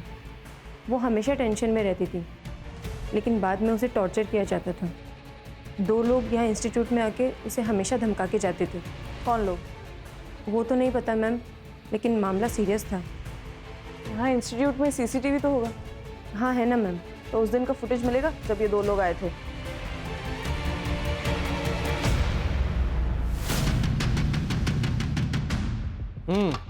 तो बताओ क्या सीन है और क्यों है? सर, गुस्सा आया था मुझे उस जोया पर। मेरे अब्बू को बुढ़ापे में शादी करनी थी, वो भी उस लड़की से जो मुझसे उम्र में 2 साल बड़ी है। सर, मजाक बन जाता मेरा। मुझे किसी भी हालत में ये निकाह होने से रुकना था, इसलिए हम इंस्टीट्यूट गए सर। मेरे शौहर से शादी करेगी तू? देखिए आप थोड़ा धीरे। तुझे पैसा चाहिए ना? बोल, कितना पैसा चाहिए तुझे? बोल तू। मुझे भी ये निकाह नहीं करना है, आप समझ ये नाटक मत कर, ये तो तुझे पता नहीं है तेरे साथ क्या होगा। देखिए मुझे ये निकाह करने से मना कर दे। हाँ मैं मना कर दूंगी, पर प्लीज आप यहाँ से चले जाइए। निकाह करने का फैसला तुम्हारे पति का था और तुम्हें पता है कि वो पीछे हटने वाला नहीं था, इसलिए तुम लोगों ने सोचा कि जोया को ही रास्ते से हटा देते हैं, इसलिए मिलके मार दिया उसे। सर, मेरे अब्बू पुलिस वाले हैं, मैं जानता हूँ कि क्राइम करने के बाद कोई बच नहीं सकता। हमने नहीं मारा है उससे साहब। उसके मरने से तुम्हारा फायदा तो जरूर हुआ है। अगर झूठ बोलोगे तो बुरा फंसोगे, सच बोलोगे तो शायद बचा पाए, कुछ मदद कर सके तुम्हारी। सर, हम सब सच ही बता रहे हैं। 22 तारीख की रात को तुम लोग कहाँ थे? हम दोनों घर पे ही थे। और तुम्हारे अब्बू? नाइट ड्यूटी पे थे। इन लोग के सीडीआर और कॉल लोकेशंस निकालो और देखो कि 22 तारीख को ये दोनों कहाँ थे। ये हमारे सस्पेक्ट्स हैं। सर, ये इमरान मलिक करप्ट ऑफिसर है, इससे पहले भी घूस लेते हुए बहुत बार पकड़ा गया है, लेकिन कार्रवाई नहीं हुई। बड़ी पहुंची हुई चीज है। सब जानते हैं हम तेरे बारे में, तू सिर्फ नाम का पुलिस वाला है, घूस तुम लेते हो, गुंडों से तुम्हारी दोस्ती है और उन्हीं गुंडों की मदद से तूने जोया को मारा ना। मैं सच कह रहा हूँ, मैंने जोया को नहीं मारा। मुझे तो निकाह पढ़ना था उसके साथ, फिर मैं क्यों मारूंगा उसे? क्योंकि वो तुझे छोड़ के दूसरे के साथ चली गई। सर, मैं फिर एक बार कह रहा हूँ आपसे कि आप आपका टाइम वेस्ट कर रहे हो। मैं सच कह रहा हूँ, उस दिन मैं ड्यूटी पर था, पहले पुलिस स्टेशन में था, फिर उसके बाद पेट्रोलिंग के लिए बाहर गया, सीधा घर पे चला गया मैं। आप चाहे तो क्रॉस चेक कर लो, लोकेशन चेक कर लो, जो चाहे वो कर लो, आपको कुछ नहीं मिलने वाला सर। अगर कुछ मिला ना तो सस्पेंड नहीं, सीधा डिसमिस करवाऊंगा तुझे और जेल जाएगा अलग। अभी तो तू जा। सर। खान बहुत घिसा हुआ पुलिस वाला है ये, सब प्रोसीजर पता है इसे। ये जोया की सीडीआर रिपोर्ट से तो क्लियर है कि जोया और अशफाक एक साथ ही भागे थे, क्योंकि इन दोनों के बीच 12 तारीख को मैसेजेस एक्सचेंज हुए हैं भागने के बारे में, और जोया के फैमिली ने भी बताया कि वो 12 तारीख से गायब है। इन दोनों की कॉल लोकेशन 10 दिन तक धारावी में थी। वहां पर पूछताछ की तब पता चला कि 10 दिन तक वो वहां थे और फिर वहां से निकल गए। कहाँ निकल गए? सर, वो लोग वापस अदई आ गए थे, लेकिन ऑटो स्टैंड से उन दोनों की लोकेशन अलग अलग हो जाती है। जोया की last call location Uran Panvel road पर है, उसके घर से एग्जैक्टली ऑपोजिट डायरेक्शन में, कब्रिस्तान से 3 किलोमीटर दूर। वो वहाँ क्या करने गई थी? सर, ये तो पता नहीं, लेकिन हाँ सर, तब से अशफाक का फोन स्विच ऑफ है। मैंने ट्रैकिंग पर डाल दिया है, और जोया को जो लास्ट फोन आया था वो किसी टेलीफोन बूथ से आया था, लेकिन वहां पर कोई सीसीटीवी नहीं है। घर से भागी हुई लड़की वापस घर क्यों आ गई? सर शायद दोनों ने शादी कर ली हो, इसलिए बिना डर के वापस आ गए। सर मुझे तो लगता है ऑनर किलिंग का ही मामला है। इस बाप को पता था बेटी वापस आएगी, फुल प्रूफ मर्डर है सर। कान ये भी तो हो सकता है कि जब ये दोनों भागे, एक साथ रह रहे हो, इनका आपस में झगड़ा हुआ हो, अशफाक को गुस्सा आया हो और उसने जोया को ऐसी जगह ले जाके मारा जहाँ पे जोया की फैमिली पे शक जाए। ऐसा है तो ये फैमिली ने अशफाक को भी मारा होगा। सर जोया की फैमिली पढ़ो जरा। सर जोया की डेथ 22 तारीख को रात को 10 से 12 के बीच हुई है और क्लोरोफॉर्म के ट्रेसेस भी है। सर लगता है पहले उसे बेहोश किया और फिर वहां लाया गया। हाँ हो सकता है। ऐसा भी हो सकता है कि जोया की लास्ट कॉल लोकेशन और मर्डर स्पॉट दोनों एक ही हो। जरा स्पॉट पे जाके चेक करो। सर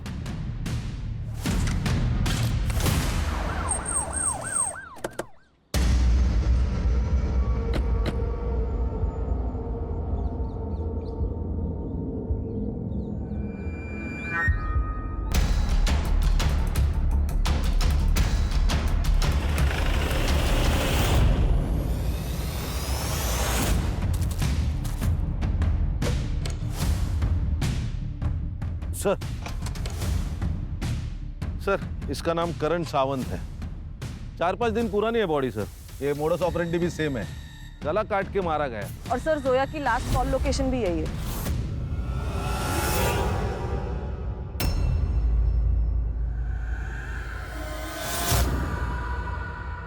सर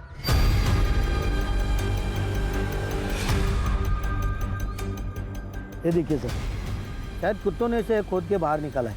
हाँ तो पूरा बाहर निकालो सर।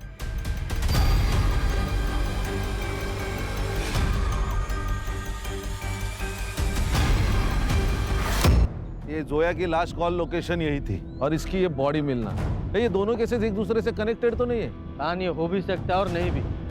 मालूम है ना ये एरिया पहले ही क्राइम के लिए बदनाम है। कोइंसिडेंस भी हो सकता है। हो सकता है।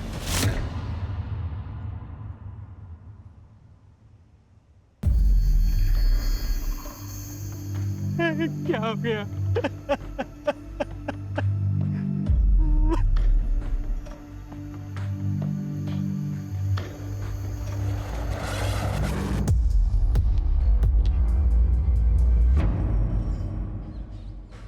सर 4-5 दिन से करण का कुछ अता पता नहीं था। मैंने उसके ऑफिस में भी पूछताछ की।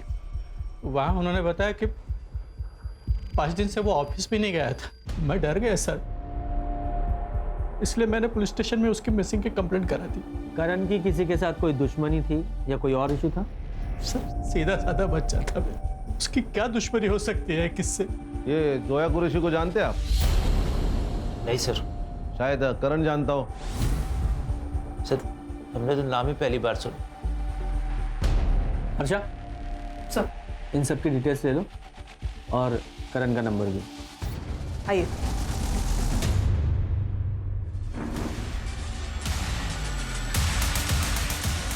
कान इन सब की सीडीआर निकालो, स्पेशली इस निशा की। सर मुझे लगता है दोनों केस कनेक्टेड है। ये जोया की लास्ट कॉल लोकेशन और करण का मर्डर स्पॉट दोनों भी सेम है। दोनों के सर धड़ से अलग किए गए।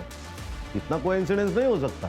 खान अगर ये मान भी लें कि ये कोइंसिडेंस नहीं है, दोनों केसेस एक ही हैं, तो इसका मतलब ये हुआ कि कातिल भी एक ही है।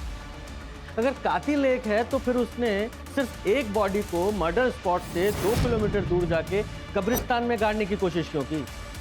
कुछ तो है जो छूट रहा है।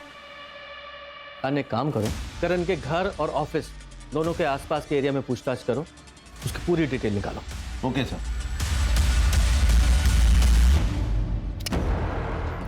मुझे जल्दी पैसा चाहिए, नहीं तो जान से मार डालूंगा।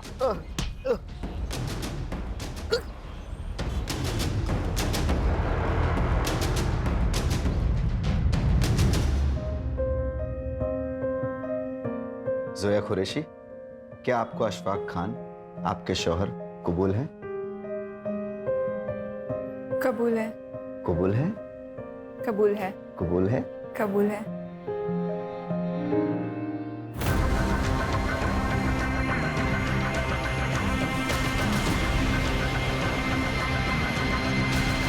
सर करण के ऑफिस में बात की,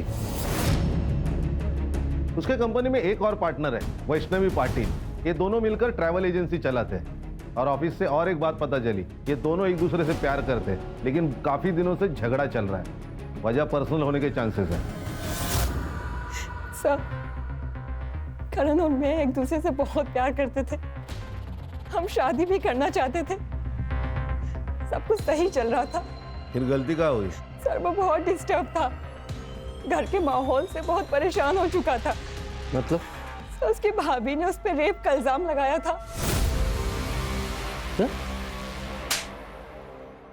वही नहीं वो तेरी, उसके साथ ही शर्म नहीं आती तुझे? चाचा मेरा यकीन मानिए, मैंने कुछ नहीं किया। मुझे तुझ पे पहले से ही शक था। निकल निकल निकल निकल। आज के बाद मेरी बीवी के पास दिखाई दिया ना, जान से मार दूंगा तुझे। सर, उन्हीं ने मारा है मेरे करण को। वो निशा झूठी है सर। उसका बाहर अफेयर चल रहा था, करण को ये सब पता चल गया था, इसीलिए उस पर इतना गलत इल्जाम लगा दिया था सर। तुम पिछले 10 दिनों से ऑफिस नहीं जा रही हो। तुम्हारा और करण का क्या झगड़ा हुआ था? सर, हम शादी करना चाहते थे। करण अपने घर में शादी की बात ही नहीं कर पा रहा था, बस टाले जा रहा था। मेरे घर से बहुत प्रेशर था सर, इसीलिए मैंने उसे अल्टीमेटम दिया था कि जब तक वो अपने घर में शादी की बात नहीं कर लेता, मैं ऑफिस नहीं जाऊंगी। उसने मुझे 22 तारीख को कॉल भी किया था। वो सब कुछ भुलाकर मुझसे मिलना चाहता था, लेकिन सर मैंने मिलने से मना कर दिया था।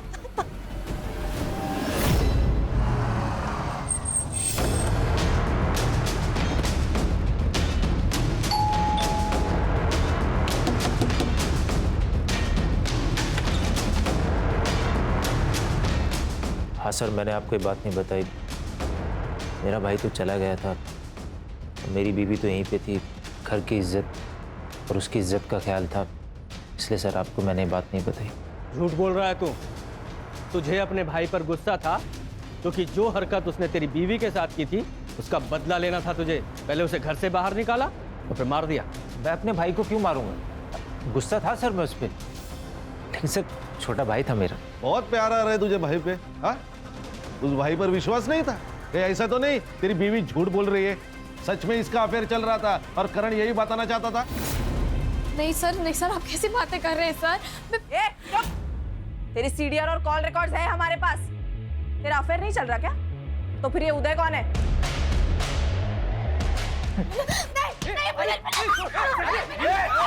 चुप! मैं बताती हूँ सर, मैं बताती हूँ। ये सच है कि मेरा और उदय का अफेयर है।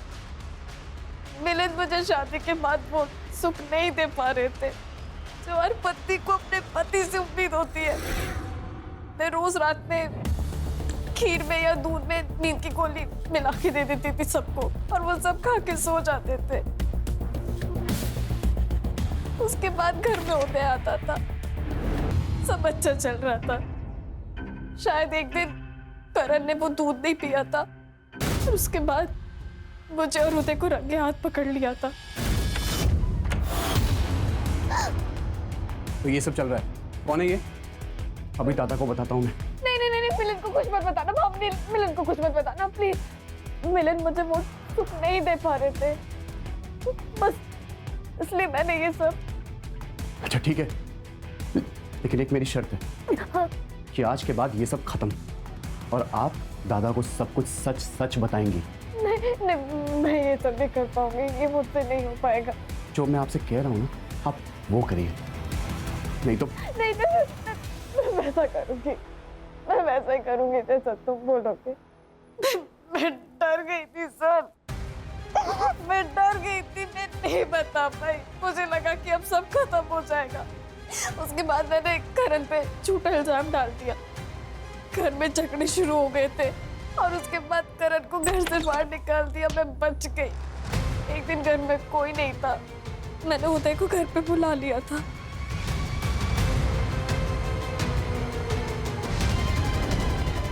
मेरे बेटे पे रेप का गलत इल्जाम लगाया ना तूने?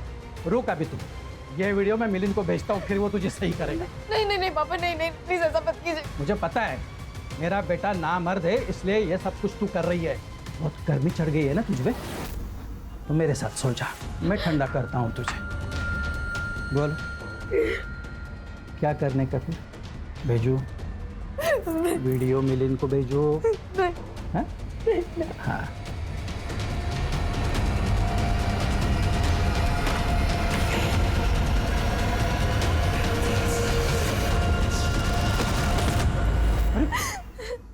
कुछ भी बोल रही है। सर ये झूठ बोल रही है। इसके खिलाफ सबूत है मेरे पास, इसलिए ये झूठ बोल रही है। एक मिनट, ये देख बेटा, ये देख तेरी बेबी की बच्चा लेने का सबूत, देख ले। अगर ये वीडियो पहले से ही आपके पास था तो फिर हमें दिया क्यों नहीं? मैडम वो क्योंकि ये आदमी मेरे साथ रोज जबरदस्ती करता है मैडम। ये नाटक नौटंकी बंद करो जरा। कहीं ऐसा तो नहीं करण ने तुम्हें तुम्हारे बॉयफ्रेंड के साथ देख लिया तो उसका मुंह बंद करने के लिए तुमने और तुम्हारे बॉयफ्रेंड ने मिलकर मार दिया उसे? नहीं सर, मैंने नहीं मारा है सर, मैंने वो झूठा इल्जाम लगा दिया, मुझे उसका गिल्ट आज भी है सर, पर मैंने नहीं मारा। और महाशय आप इसे ब्लैकमेल कर रहे थे, करण को पता चल गया इसलिए आपने मार दिया उसे। मैं क्यों मारूंगा मेरे बेटे को? मैं तो उस दिन पूरा दिन घर पे ही था। आप पूछ लीजिए निशा से। पता लगाएंगे वो हम। फिलहाल तो तेरी उम्र का लिहाज करके यहीं पे तेरी हड्डियां नहीं तोड़ रहा हूं। खान, इस पर रेप के चार्जेस लगाओ, उसे अरेस्ट करो। अरे नहीं सर सुनो। आप भी चलिए मैडम। अरे सर सुनो ना। सर, ये करण की सीडीआर रिपोर्ट। उसने लास्ट कॉल वैष्णवी को किया था और उसका फोन स्विच ऑफ हुआ है क्राइम स्पॉट पर जाकर। बाकी कुछ तो सस्पिशियस नहीं है सर रिपोर्ट में। और ये उसकी पोस्टमार्टम रिपोर्ट। उसका गला काटा गया है और उसके बॉडी में क्लोरोफॉर्म के ट्रेसेस भी मिले हैं। उसका टाइम ऑफ डेथ है रात को 12 से 2 के बीच। जोया का टाइम ऑफ डेथ है 10 से 12 और करण का 12 से 2। और हमें जोया की लाश कब्रिस्तान में मिली 1 बजे। अगर मान ले कि कातिल एक ही है तो पहले उसने जोया को मारा, उसे कब्रिस्तान लेके गया, फिर वहां से भागकर वो फिर मर्डर स्पॉट पे गया और वहां बेहोश पड़े करण को मार डाला। दोनों का आपस में कनेक्शन क्या है अभी भी समझ में नहीं आ रहा है।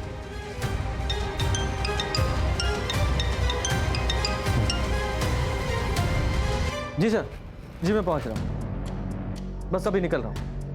जय हिंद सर। मैं सीपी ऑफिस जा रहा हूं, मुझे अपडेट करते रहना। Okay sir.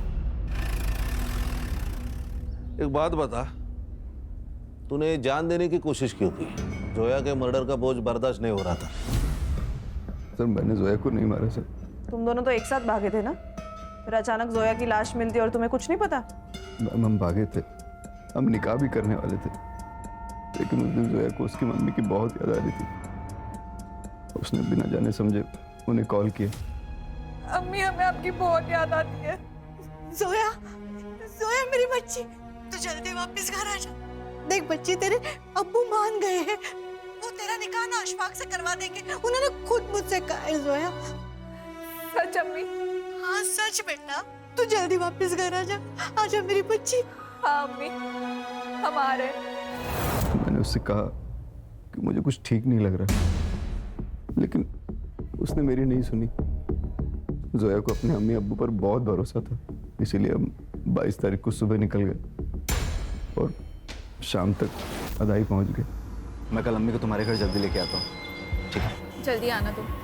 खुदा हाफिज। अल्लाह हाफिज। जाओ। फिर अगले दिन मैं अपनी अम्मी को लेकर उसके घर गया, लेकिन उन लोगों ने बहुत बुरी तरह हमें जलील करके घर से बाहर निकाल दिया। मैं समझ गया कि मेरे साथ धोखा हुआ है, लेकिन जब मैंने जोया की लाश देखी तो मैं बहुत डर गया था सर। तब मुझे लगा कि सारा इल्जाम मुझ पर आ जाएगा, इसीलिए मैं छुप गया था सर। एक बात बता, कौन से रिक्शा स्टैंड पे छोड़ा था? सर अदाई रिक्शा स्टैंड। हर्षा, उस रिक्शा स्टैंड का सीसीटीवी फुटेज निकाल और चेक कर।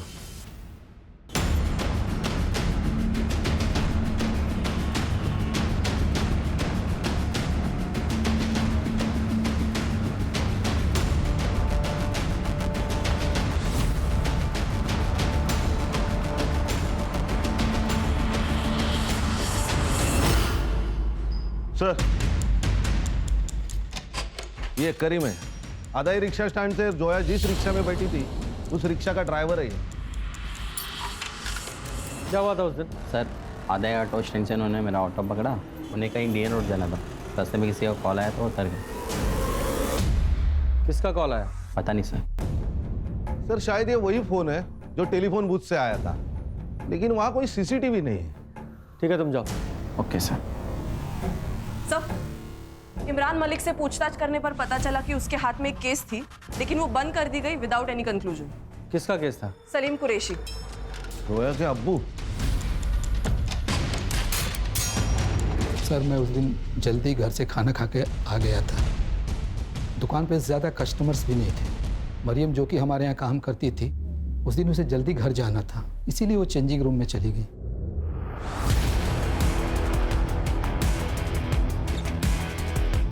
ये क्या है सर? क्या हुआ?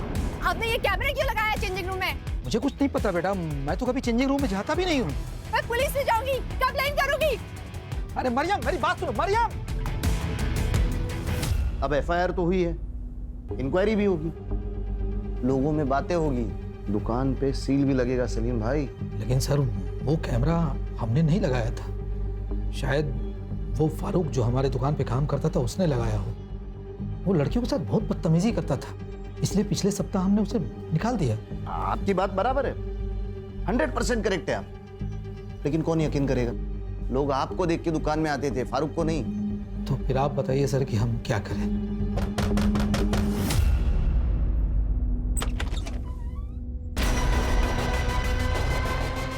ये आपकी बेटी है? हाँ मेरी बेटी है। सलाम वालेकुम। वालेकुम अस्सलाम। तुम अंदर जाओ। मैं आती हूँ। हाँ इमरान साहब बताइए हम क्या करें?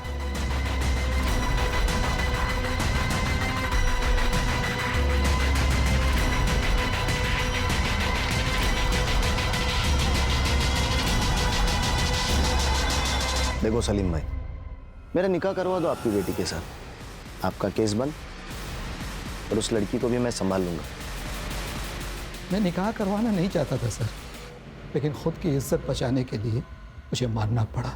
लेकिन जोया नहीं मानी और घर छोड़ के भाग गई। और फिर तुमने जोया को वापस घर बुलाया, क्योंकि तुम्हें पता था जब तक जोया जिंदा है इमरान की तलवार तुम्हारे सर पर लटकती रहेगी, इसलिए तुमने उसे घर वापस बुलाया, मार डाला। नहीं सर, मैं लड़ना चाहता था। मैंने सोचा कि निकाह करा दूंगा अशफाक के साथ उसकी, उसके बाद इमरान चाहे कुछ भी करे मेरे साथ, मुझे सब मंजूर था। मेरी बेटी वापस घर नहीं है साहब, नहीं है। वो भी कोई दूध का धुला नहीं है सर। अगर मैं उसका केस ओपन करता तो उसकी इज्जत और दुकान दोनों उजड़ जाती। मैं तो बस उसका फायदा कर रहा था। हाँ, सोचा बदले में मेरा थोड़ा फायदा हो जाए। और जब तेरा ये फायदा नहीं हुआ तो मार डाला उसे।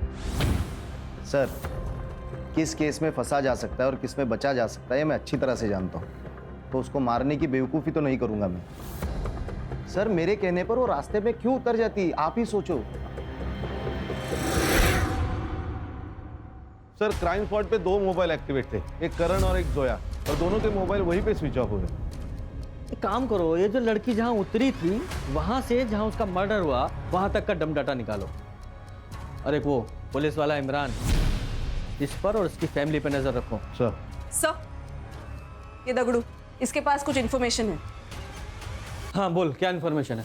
साहब वो मुर्शिद है ना, जिसको आपने नारायणी शूटआउट केस में पकड़ा था सर, आजकल बहुत पैसे उड़ा रहा है वो। रोज नई नई अलग अलग लड़की आती है उसके पास, मार्केट में बहुत पैसा घुमाया उसने।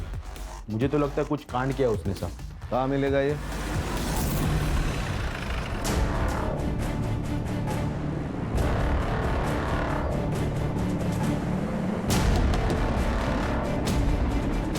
कौन है बे? अरे साहब, अब तुमको काय को मार रहा है साहब? मेरे को इस लफड़े के बारे में कुछ नहीं मालूम साहब। मैं तो उस लड़की को भी नहीं जानता हूँ साहब। खान ऐसे नहीं बताएगा ये। वो शेट्टी वाले केस में हमें कोई नहीं मिला ना अभी तक? नहीं। एक काम करो, इसे लेके जाओ, इसका एनकाउंटर करो, फाइल में नाम डालो, फाइल को क्लोज करो। करने गाड़ी निकालो। अरे अरे साहब साहब साहब, रुको रुको साहब, मैं सच बताता हूँ साहब। बोल। साहब, मुझे तो सुपारी मिली थी, मैं तो खाली उसके साथ गया था उसकी मदद करने के लिए। बाकी प्लान और गेम उसी ने ही बचा था साहब। किसने? सर करण मुझे कमिटमेंट नहीं दे रहा था। मुझे लगा वो मुझसे शादी नहीं करेगा, इसीलिए मैंने कंपनी में हेराफेरी की थी। मुझे लगा था कि पैसा लेकर मैं खुद ही रेजिग्नेशन डाल दूंगी, लेकिन उससे पहले ही उसने मेरी चोरी पकड़ ली थी। वैष्णवी, तुमने मेरे साथ फ्रॉड किया, वो भी 25 लाख रुपए का। क्यों? तुम्हारी वजह से। शादी तो तुम्हें करनी नहीं है, तो सोचा थोड़े पैसे ही कमा लेती हूँ।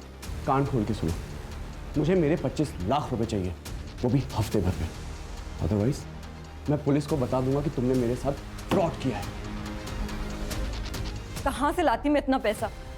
जितना कर्जा मेरे सर पर था उन पैसों से मैंने उतार दिया था। मुझे बहुत गुस्सा आया था उस दिन, उसका फिर से कॉल आया। देखो, मैं आखिरी बार समझा रहा हूँ, मुझे मेरे पैसे वापस चाहिए। ठीक है, पैसे मेरे एक दोस्त के पास है, वहीं जाकर ले लेते हैं। ठीक है, एड्रेस भेजो। मेरे चाचा का लड़का बियर बार चलाता है, वो मुर्शिद को जानता था। मुर्शिद उसका कस्टमर था। उसने मुझे मुर्शिद से मिलाया और हमने करण को मारने का प्लान बनाया था।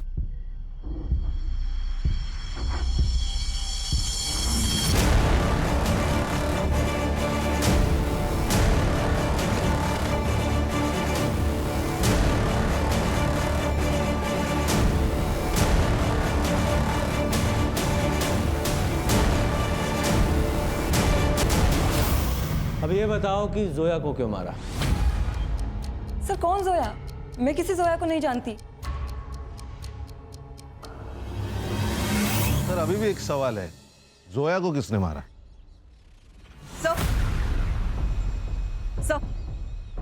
सर आपके कहने के मुताबिक मैंने इमरान और सलीम के फैमिली मेंबर्स पर नजर रखी। ये उनके बैंक ट्रांजैक्शन डिटेल्स है सर। और सर जिस दिन जोया की लाश मिली उस दिन इसने अपनी कार वॉशिंग के लिए डाली थी, वो भी सुबह 6 बजे। बुलाओ इसमें। Yes sir.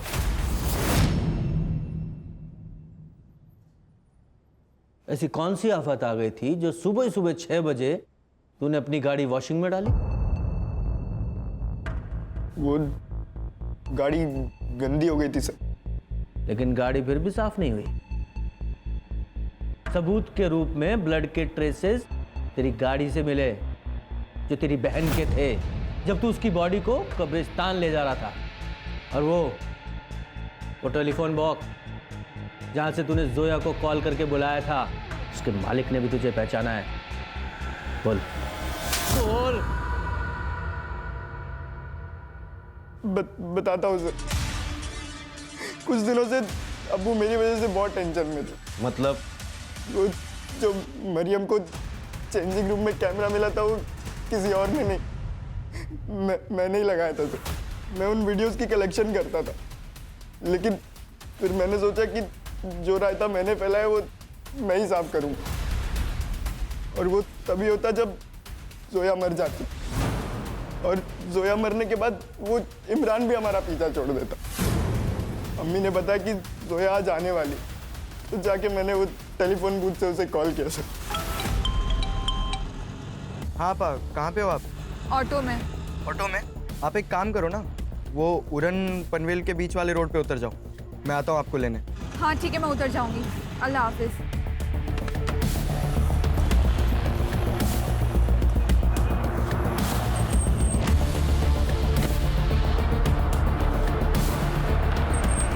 भाईजान, हम ये कहाँ आ गए?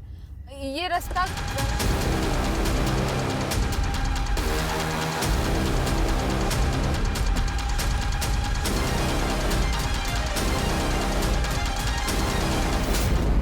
अगर तू अपनी आपा से सच्चा प्यार करता ना तो उसे मारता ही नहीं, इमरान के खिलाफ कंप्लेंट करता और ये भी बताता कि वो कैमरा तूने वहां छुपाया था जिससे तेरे बाप की इज्जत बचती।